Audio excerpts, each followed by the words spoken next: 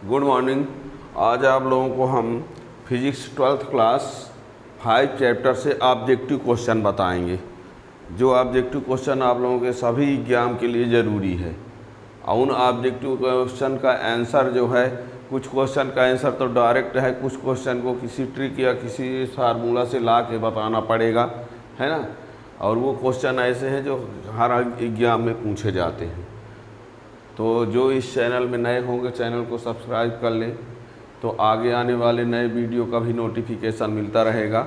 और अभी हम आप लोगों के सामने आप लोगों को वीडियो में quarterly exam, half yearly exam, annual exam के लिए इम्पॉर्टेंट क्वेश्चन भी बताएंगे, ठीक है ना।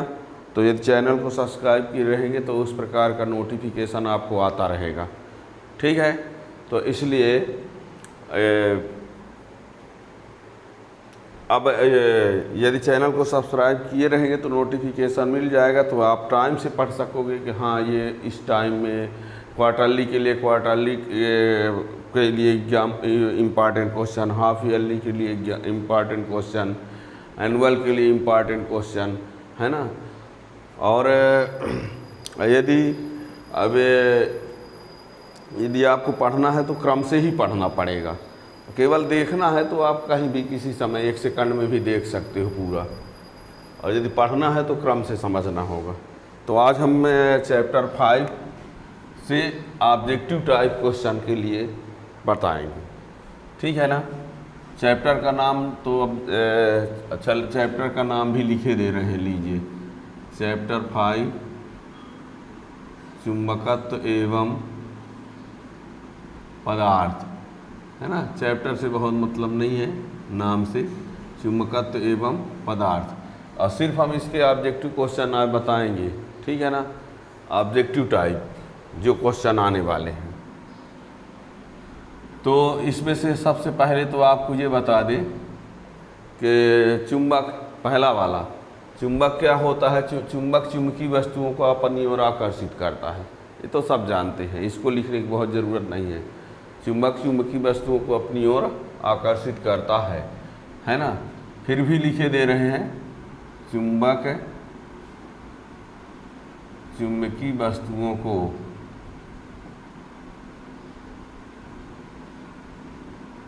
अपनी ओर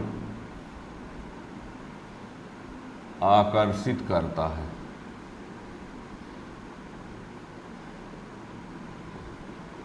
ठीक है, ये आयरन, निकिल, कोबाल्ट, ये है ना, ये है चुंबकीय पदार्थ। चुंबक चुंबकीय वस्तुओं को अपनी ओर आकर्षित करता है। आयरन, निकिल, कोबाल्ट, ये क्या है, चुंबकीय वस्तु है, ठीक है ना। चुंबकीय वस्तुओं में हमने लिखा है आयरन, निकिल, कोबाल्ट, ठीक।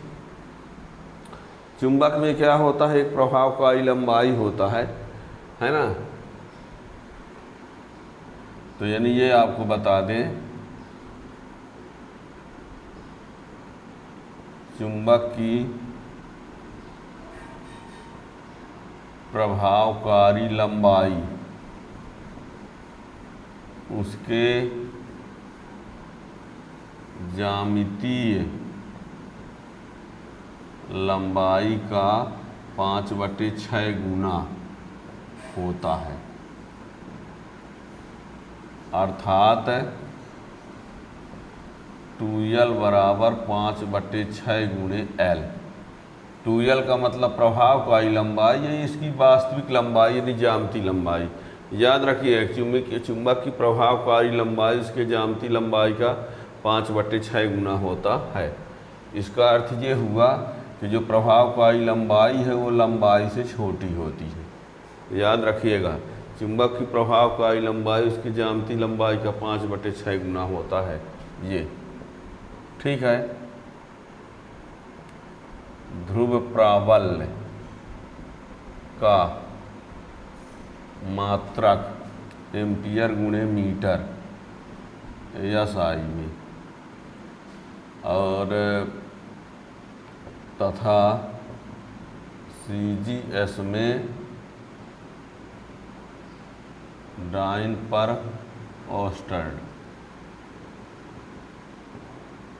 होता है। ठीक। ध्रुव प्रबल का मात्रक एम्पियर गुणे मीटर या SI में तथा CGS में डाइन पर ओस्टर्ड, या इसी को ये भी लिखा जा सकता है कि डाइन पर गास। ठीक है ना। चौथा, चुंबकीय आघूर्ण, चुंबकीय आघूर्ण का मात्रक एम्पियर गुणे मीटर स्क्वायर। चुंबकीय आघूर्ण का मात्रक एम्पियर गुणे मीटर स्क्वायर। इसका एक मात्रक और भी होता है, बोर मैग्नेटान। बोर मैग्नेटान, यानी ये जान लीजिए चुंबकीय आघूर्ण का मात्रक एम्पियर गुणे मीटर स्क्वायर होता है। इसका एक ठो मात्रक बोर मैग्नेटान भी होता है। चुंबकीय आघूर्ण का एक ठो मात्रक बोर मैग्नेटान होता है।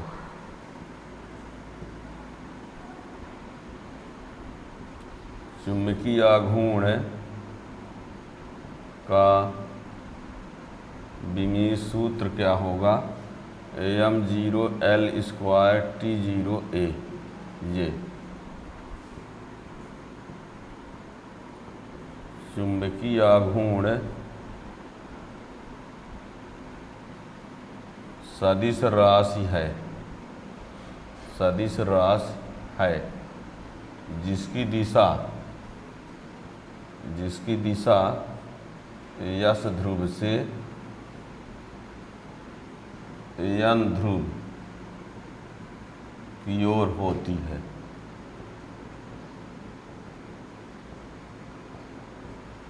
जिसकी दिशा, चुंबकीय आघूर्ण सदिश राशि है जिसकी दिशा यस ध्रुव से यन ध्रुव की ओर होती है।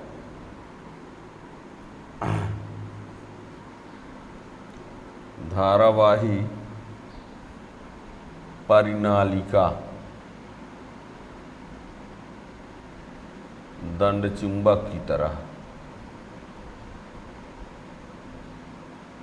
कार्य करती है। धारावाही परिनालिका एक कुंडली बनाकर उसमें विद्युत धारा प्रवाहित किया जाए। परिनालिका ये है परिनालिका। इसको देखिएगा, ये इसमें धारा प्रवाहित कर दें, है ना। ये तो इसमें एक साइड में यस ध्रुव बन जाता है, एक साइड में यन। तो ये क्या हो जाता है? परिनालिका है। जिधर से धारा क्लॉकवाइज रहेगी वो यस बनता है, उधर यन, है ना। तो ये परिनालिका है जो कि किसकी तरह कार्य करती है ना। ये धारावाही परिनालिका है और ये परिनालिका किसके जैसे काम करती है? दंड चुंबक की तरह कार्य करती है। और ये भी बता दें, दंड चुंबक को चुंबकीय द्विध्रुव कहा जाता है। चुंबकीय द्विध्रुव कहा जाता है। अब बताना, जब दंड चुंबक को चुंबकीय द्विध्रुव कहा जाता है और धारावाही परिनालिका को दंड चुंबक कहा जाता है, तो इसका मतलब तो ये हुआ कि धारावाही परिनालिका भी क्या होगा? चुंबकीय द्विध्रुव होगा। ठीक है ना, ये याद रखना।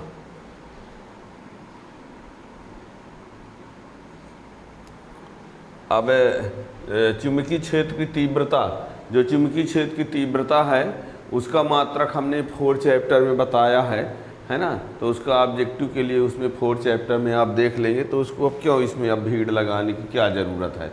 जैसे चुंबकीय क्षेत्र की तीव्रता का मात्रक CGS में या SI में क्या होता है ना। तो ये सब हमने वैसे 4 चैप्टर में उसको लिखवा दिया है, तो इसलिए अब उसको यहाँ लिखवाना ज़रूरी नहीं है, उसी में आप पढ़ सकते हैं। ठीक है ना। यानी चुंबकीय क्षेत्र की तीव्रता का मात्रक क्या होता है, यानी वेबर पर मीटर स्क्वायर, टेस्ला होता है, newton ampere inverse, metre inverse होता है, CGS में गास ओस्टर्ड, ये सब उसमें बताया गया है, उसको आप उसमें देख सकते हैं। ठीक है ना। तो अब 9 नंबर,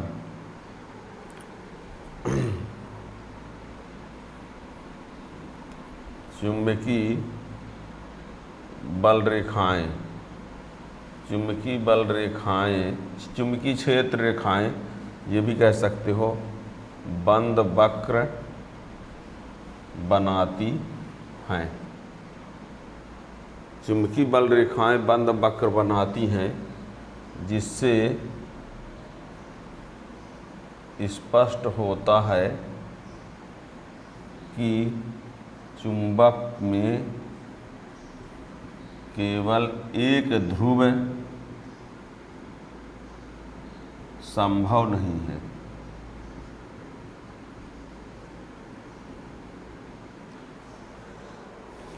चुंबकीय बल रेखाएं जो हैं वो बंद वक्र बनाती हैं। चुंबकीय बल रेखाएं बंद वक्र बनाती हैं, जिससे स्पष्ट होता है कि चुंबक में केवल एक ध्रुव संभव नहीं है। मतलब चुंबक में दो ध्रुव ही होंगे।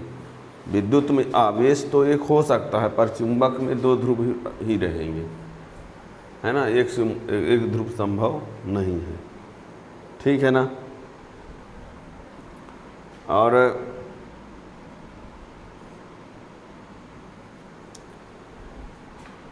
चुंबकीय बल रेखाएं, चुंबकीय बल रेखाएं या चुंबकीय क्षेत्र रेखाएं चुंबक के लंबवत हों, यह आवश्यक नहीं है। यह आवश्यक नहीं है। चुंबकीय बल रेखाएं चुंबक के लंबवत हों, यह आवश्यक नहीं है, जबकि विद्युत बल रेखाएं पृष्ठ के लंबवत होती ही हैं, ठीक है ना। तो ये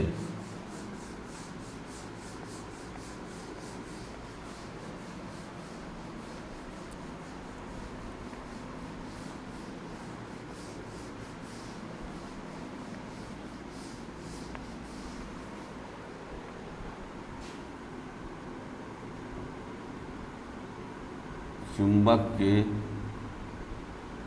किसी ध्रुव के कारण किसी बिंदु पर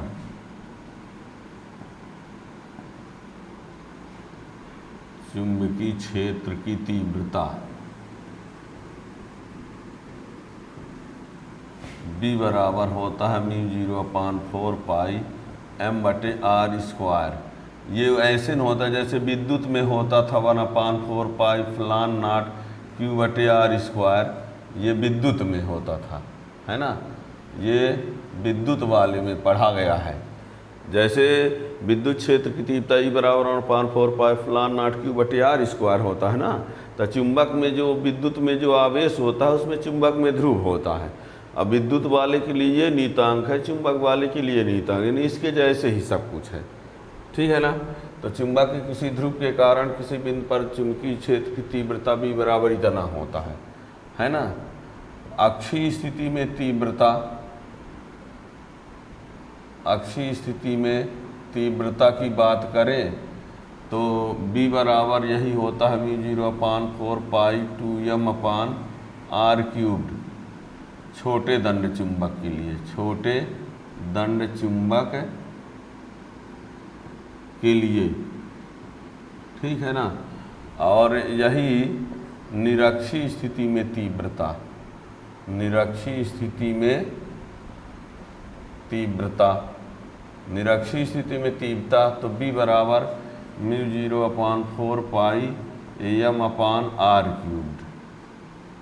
क्यूब्ड है यहाँ पर, वही छोटे दंड चुंबक के लिए, ठीक है ना। अक्षीय स्थिति में तीव्रता B बराबर μ0/4 पाई 2m/r³। अनिरक्षीय स्थिति में तीव्रता B बराबर μ0/4 पाई m/r³, है ना। और ये आप लिख सकते हैं, यानी B अक्षीय बराबर 2 गुणे B निरक्षीय, यानी अक्षीय स्थिति की तीव्रता निरक्षीय का क्या होता है, 2 गुना होता है, ठीक है ना। ये अब एक समान चुंबकीय क्षेत्र में, एक समान चुंबकीय क्षेत्र में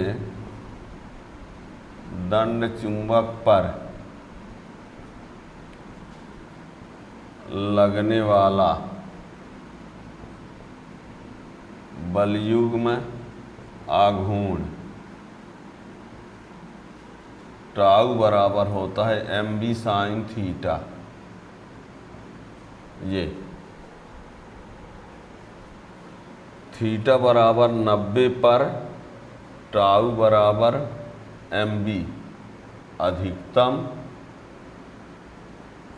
और थीटा बराबर 0 अंश पर टाउ बराबर 0 न्यूनतम। ठीक है ना। ये दंड चुंबक को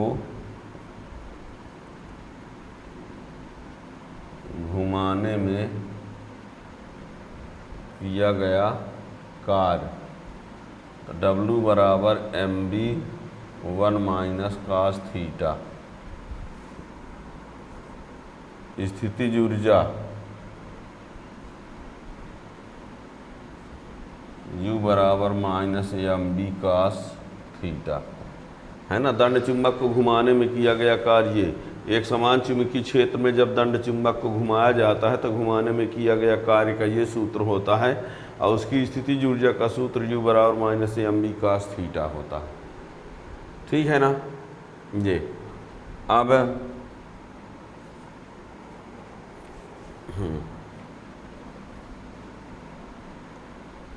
परिनालिका के केंद्र पर तीव्रता सिरों की तीव्रता से 2 गुनी होती है।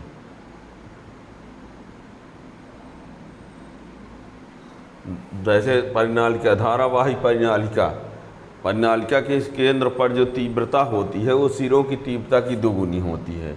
यानी B केंद्र बराबर जो होता है म्यू नॉट n I होता है।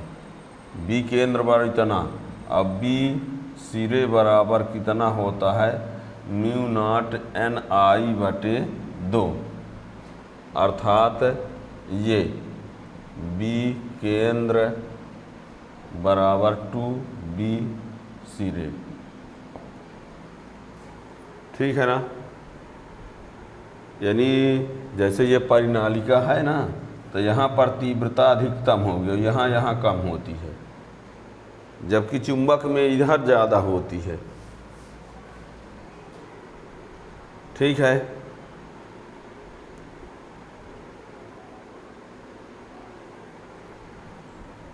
इसके बाद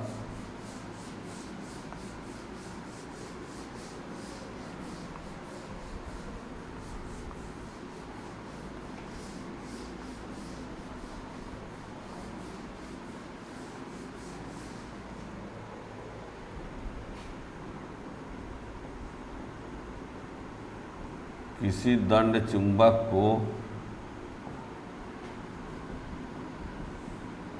लंबाई के अनुदिश 2 भागों में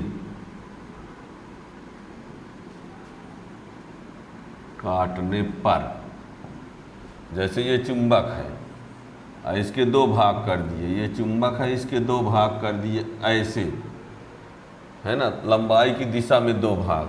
किसी दंड चुंबक को लंबाई के अनुदिश 2 भागों में काटने पर जो उसका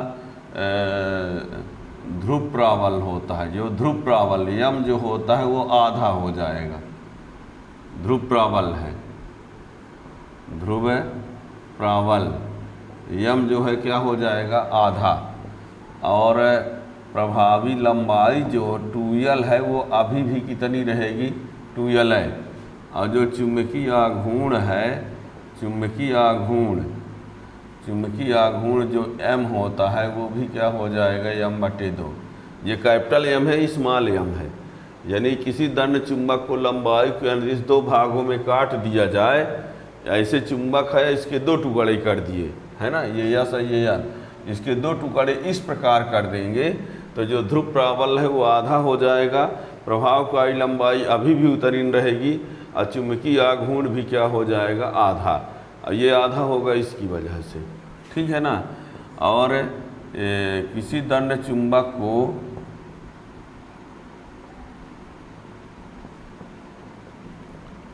लंबाई के लंबवत अनुप्रस्थ भी बोल सकते हैं, दो भागों में काटने पर,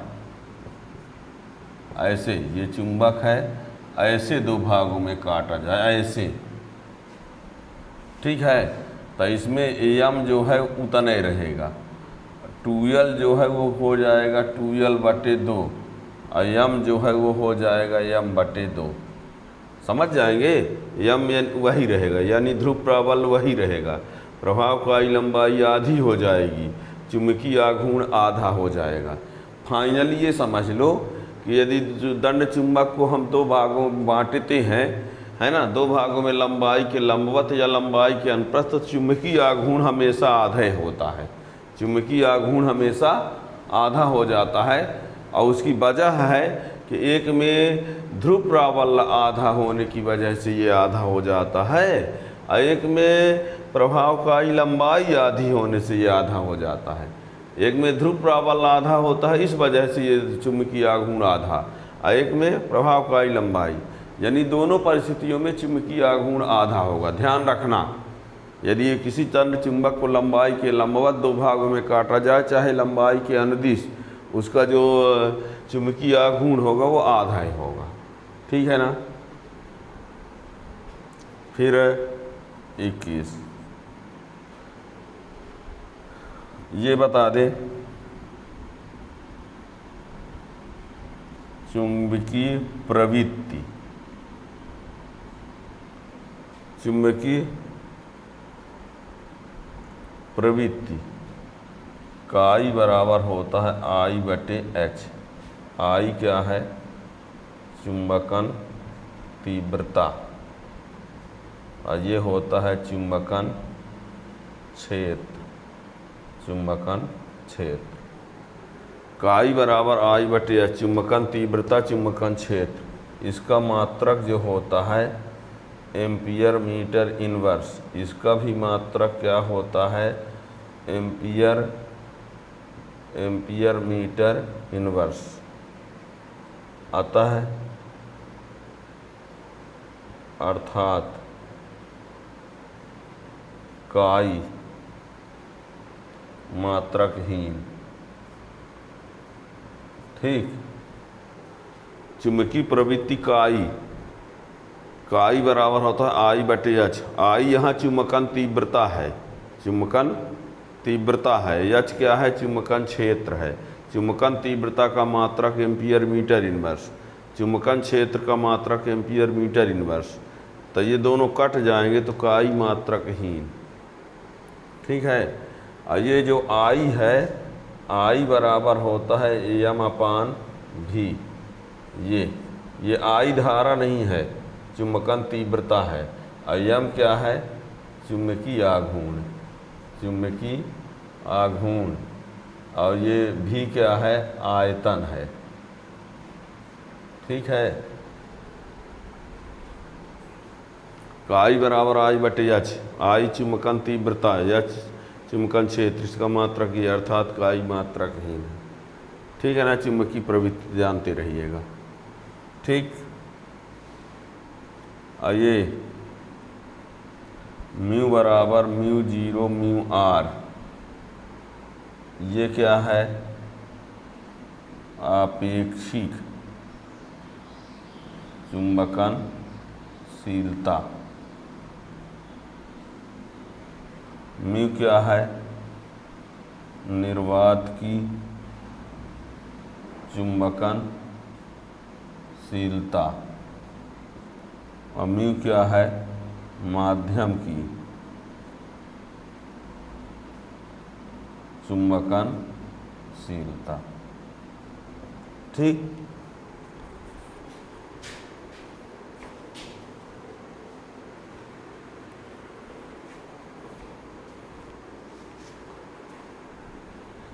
ये भी फार्मूला जानते रहिएगा।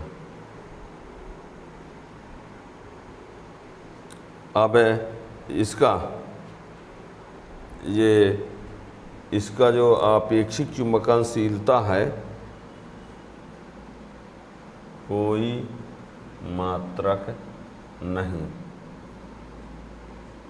इसका न्यूटन एम्पियर माइनस 2, इसका भी न्यूटन एम्पियर माइनस 2। ठीक है ना, ये याद रखिएगा।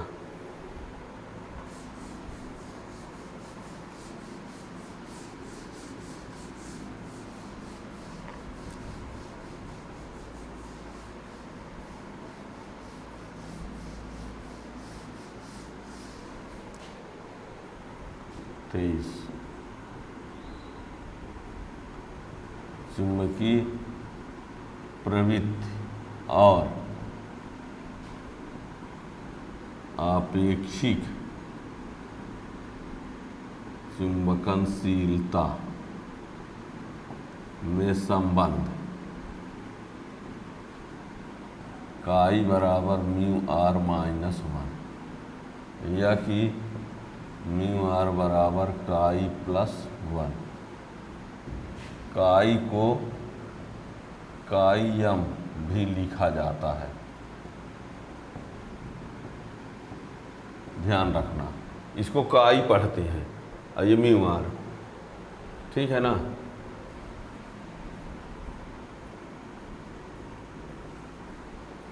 चुंबकीय प्रवृत्ति और आपेक्षिक चुंबकनशीलता में संबंध काई बराबर म्यू आर माइनस 1, ठीक है ना। अब ये एक होता है, अब ये बता दें अनचुंबकीय प्रतिचुंबकीय लौह चुंबकीय पदार्थ के बारे में, तो उससे कुछ है ना, ये बता दें प्रतिचुंबकीय पदार्थ है, प्रतिचुंबकीय पदार्थ प्रबल चुंबक से प्रतिकर्षित होते हैं, प्रतिकर्षित होते हैं। प्रतिचुंबकीय पदार्थ प्रबल चुंबक से प्रतिकर्षित होते हैं और प्रतिचुंबकीय पदार्थ के परमाणु में इलेक्ट्रॉनों की संख्या सम होती है।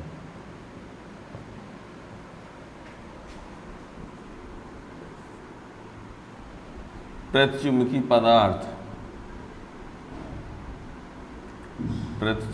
पदार्थ की आपेक्षिक चुंबकनशीलता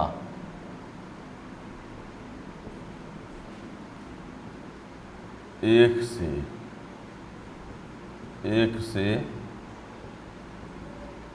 थोड़ी कम होती है।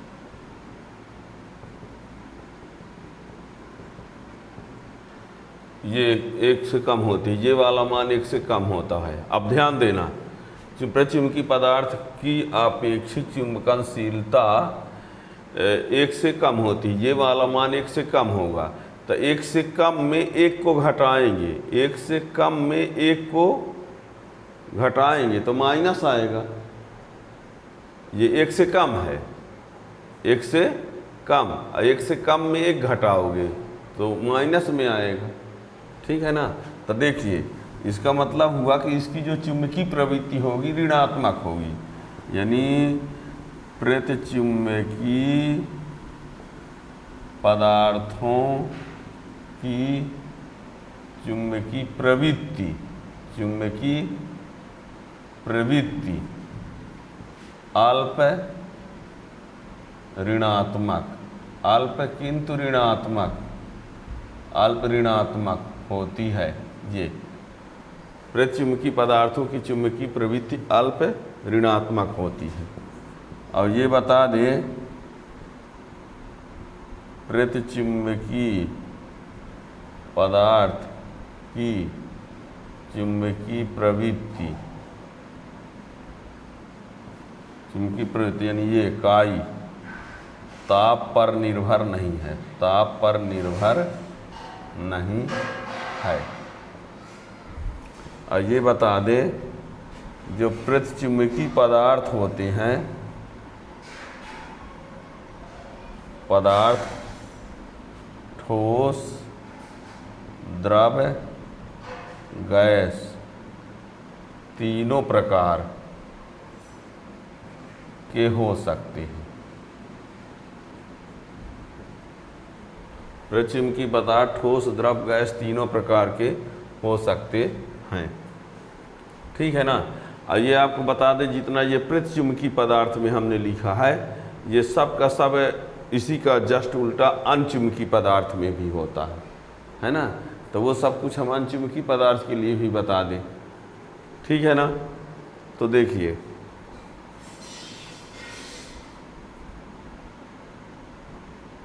अनचुंबकीय पदार्थ, अनचुंबकीय पदार्थ प्रबल चुंबक से आकर्षित होते हैं। इसको पढ़ लेंगे तो थोड़ा सा अंतर रहेगा। आइए, परमाणु में इलेक्ट्रॉनों की संख्या विषम, इनके, अब ये प्रतिचुंबकीय की बात कर रहे हैं, इनके हम बार बार लिखेंगे तो अनचुंबकीय की बात है। इनके परमाणुओं में इलेक्ट्रॉनों की संख्या विषम होती है। ठीक है ना। ये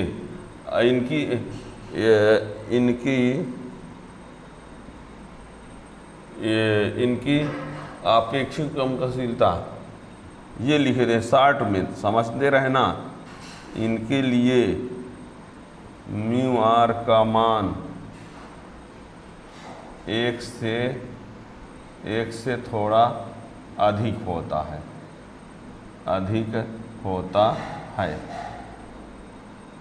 तो ये बताओ, जब ये एक से अधिक होगा तो एक से अधिक में एक घटाएंगे तो धन में आएगा।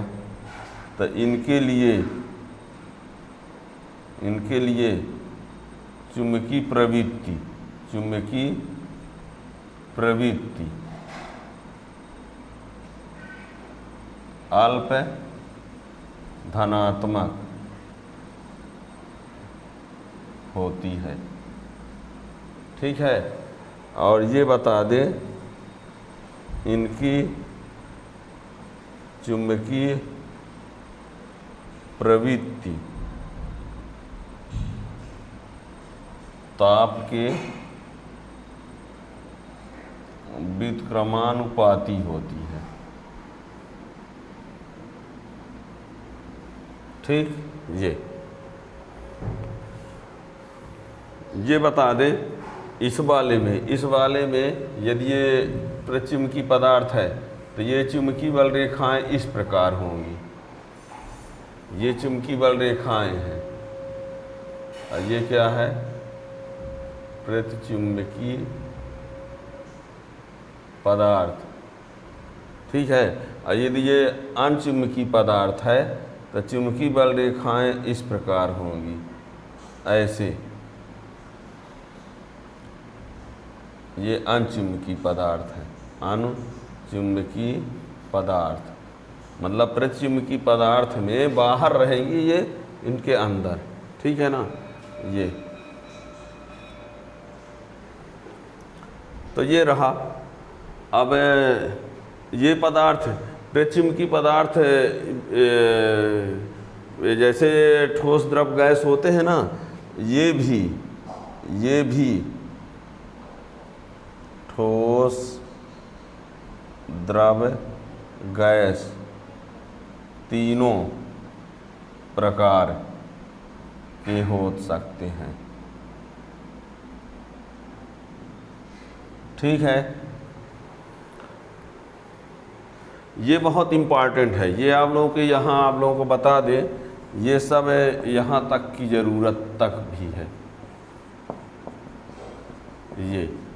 ये पॉइंट ज़रूर याद रखिएगा, है ना, बहुत इम्पॉर्टेंट है।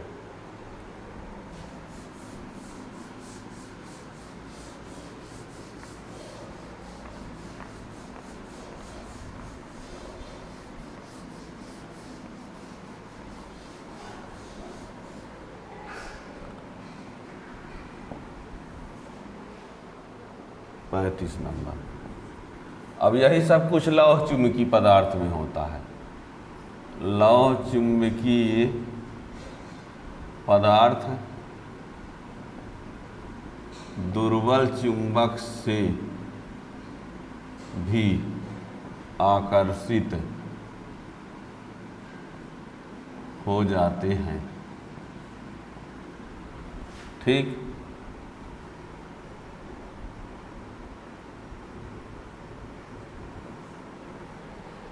ये रहा। अब इसमें भी क्या होता है, ये तो सबसे पहली बात तो ये बता दें कि ये वाले जो होते हैं अनचुंबकीय से मिलते जुलते हैं। अनचुंबकीय में जो कुछ होता है सब कुछ इसमें भी होता है, थोड़ा तीव्रता से होता है। जैसे ये कहा जाए कि उसमें ये कहा जाता था, जैसे वो प्रबल चुंबक से आकर्षित होते, दुर्बल से भी आकर्षित हो जाते हैं। ठीक है ना। फिर हमने ये कहा था कि इनकी जो अपेक्षिक चुंबकशीलता उनकी जो होती थी वो एक से क्या होती थी, थोड़ा अधिक, और ये बहुत अधिक। इनकी अपेक्षिक चुंबकशीलता बहुत अधिक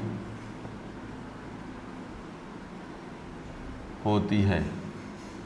ठीक, तो यहाँ पर इनकी चुंबकीय प्रवृत्ति बहुत अधिक धनात्मक, बहुत अधिक धनात्मक होती है ना। इनकी प्रवृत्ति, चुंबकीय प्रवृत्ति ताप के व्युत्क्रमानुपाती होती है ना। ये रहा।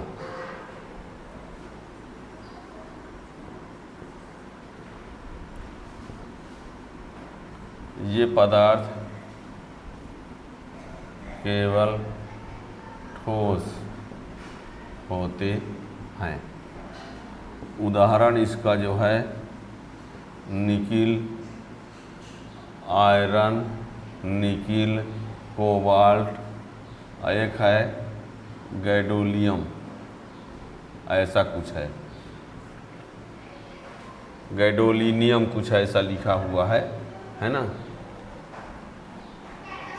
ये हो गया।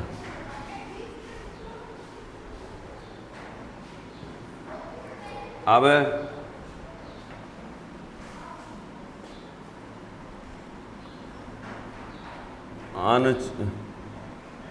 अनचुंबकीय पदार्थ की चुंबकीय प्रवृत्ति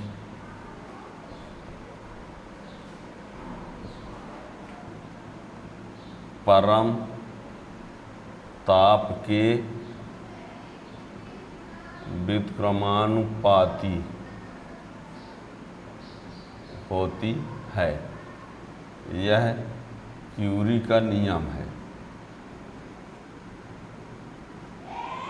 यानी काई प्रोपोर्शनल 1/T या काई इक्वल टू C/T, जहाँ C नियतांक, जिसे क्यूरी नियतांक कहते हैं। अनचुंबकीय पदार्थ की चुंबकीय प्रवृत्ति परम ताप के व्युत्क्रमानुपाती होती है। यह क्यूरी का नियम है।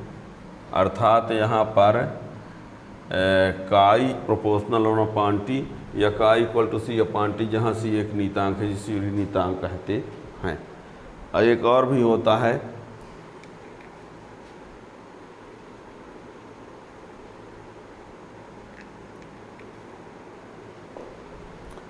और जिस ताप पर कोई चुंबकीय पदार्थ, जिस ताप पर कोई लौह चुंबकीय पदार्थ अनचुंबकीय पदार्थ में परिवर्तित हो जाता है, उस ताप को क्यूरी ताप कहते हैं।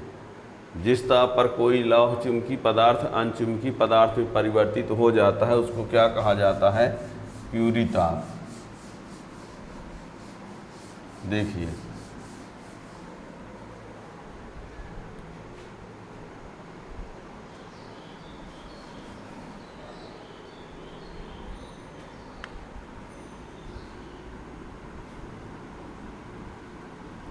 जिस ताप पर कोई लौह चुंबकीय पदार्थ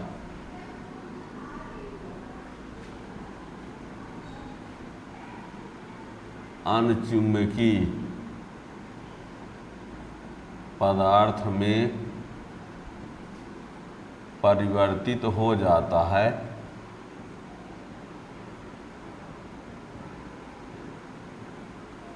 जिस ताप पर कोई पदार्थ लौह चुंबकीय जिस ताप पर कोई लौह चुंबकीय पदार्थ अनचुंबकीय पदार्थ में परिवर्तित हो जाता है उसे क्यूरी ताप कहते हैं। ठीक है, इसका मान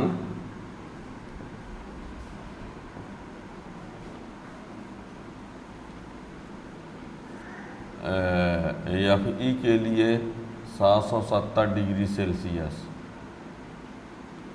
निकिल के लिए 369 डिग्री सेल्सियस, कोबाल्ट के लिए 1150 डिग्री सेल्सियस। याद रखना, आयरन के लिए 770, निकिल के लिए 369 और कोबाल्ट के लिए 1150 डिग्री सेल्सियस होता है। जिस ताप पर कोई, यानी जैसे कोई लौह चुंबकीय पदार्थ है ना, वो प्रबल चुंबक की ओर आकर्षित होता है और उसको गर्म कर देंगे, गर्म करते जाओगे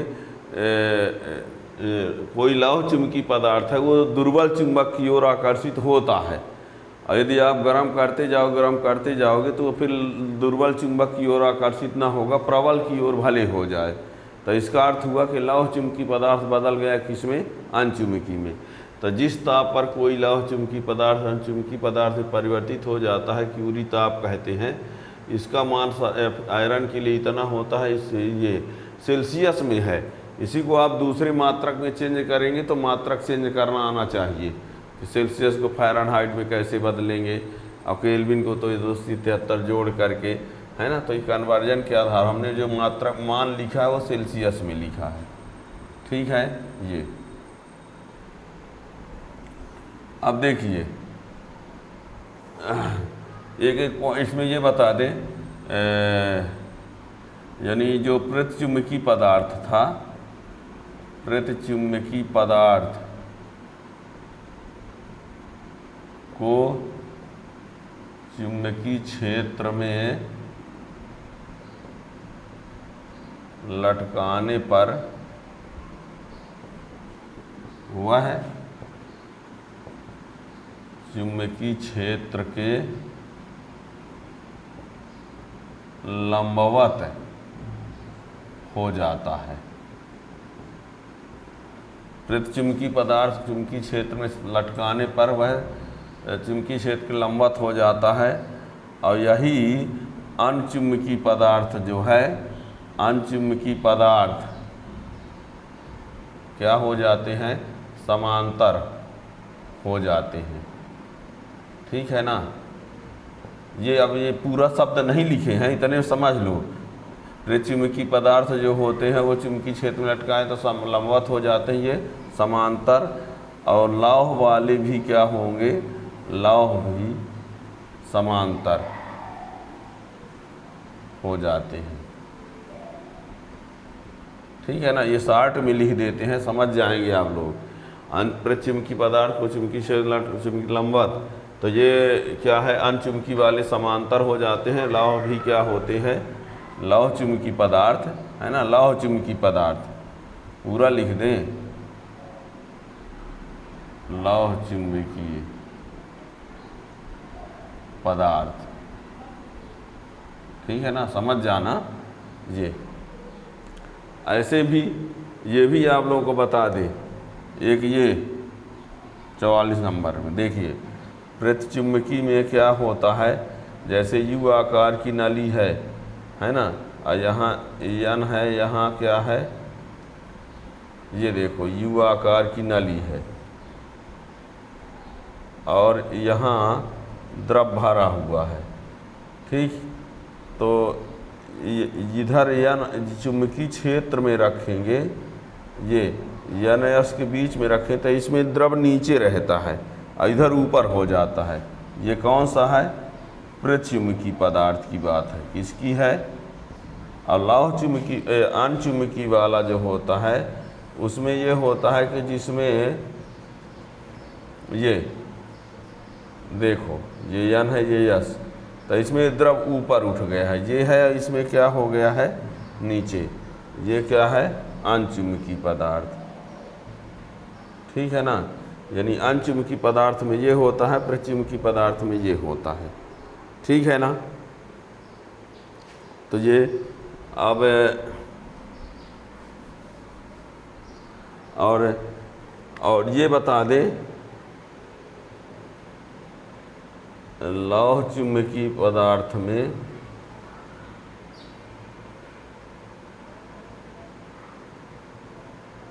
द्रव का उदाहरण नहीं है, द्रव कोई है ये नहीं है। लौह चुम्बकीय पदार्थ में द्रव का उदाहरण नहीं है, मतलब उसमें इस प्रकार आप बना ही नहीं सकते। ठीक है ना, लौह चुम्बकीय पदार्थ में द्रव कोई उदाहरण नहीं है, द्रव में है ये नहीं है। ठीक है,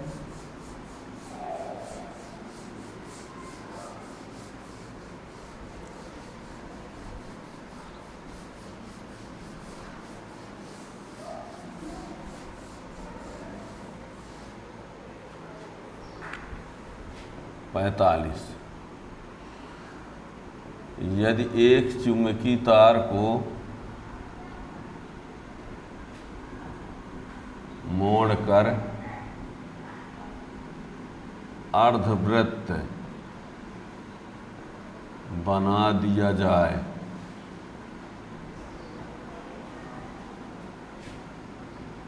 तो उसका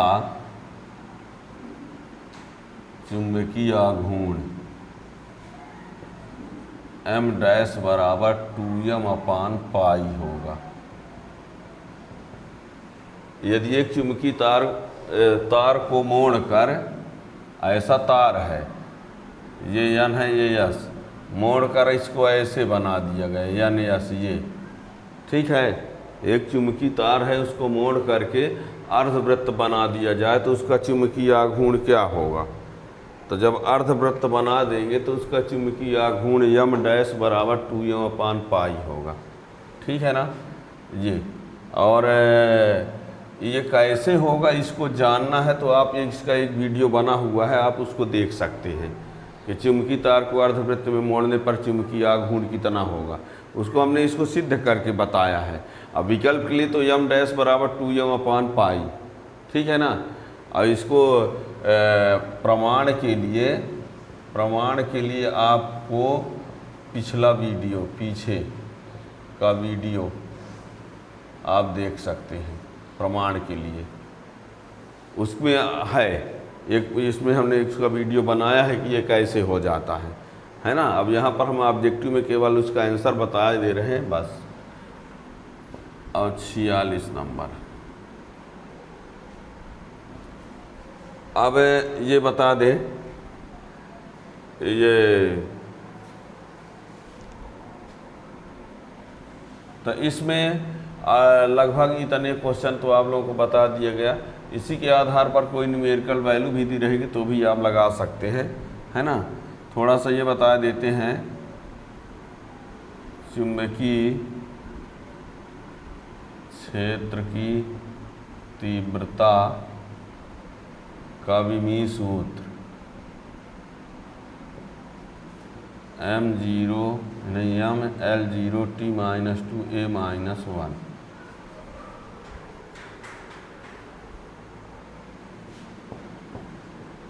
ठीक, म्यू नॉट और म्यू का विमीय सूत्र AML T-2 A-2, ये याद रखिएगा। ये क्वेश्चन आया था नीट 2022 में। म्यू नॉट और म्यू आर का विमीय सूत्र, ठीक है। और म्यू आर का तो क्या होगा, M0 L0 T0, बीमाहीन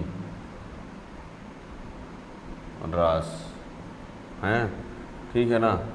mu R और काई, इन दोनों का यही होता है, ये भी यही है, ठीक है ना। ये आपेक्षिक चुंबकनशीलता है, ये जानते हैं ना, आपेक्षिक चुंबकनशीलता, आपेक्षिक चुंबकनशीलता। और ये जो है वो क्या है, चुंबकीय प्रवृत्ति, चुंबकीय प्रवृत्ति, ठीक है। 49 नंबर।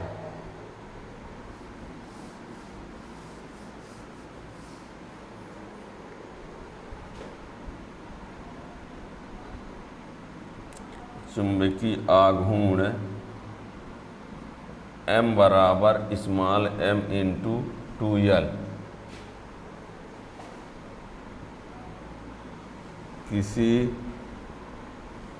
धारावाही लूप का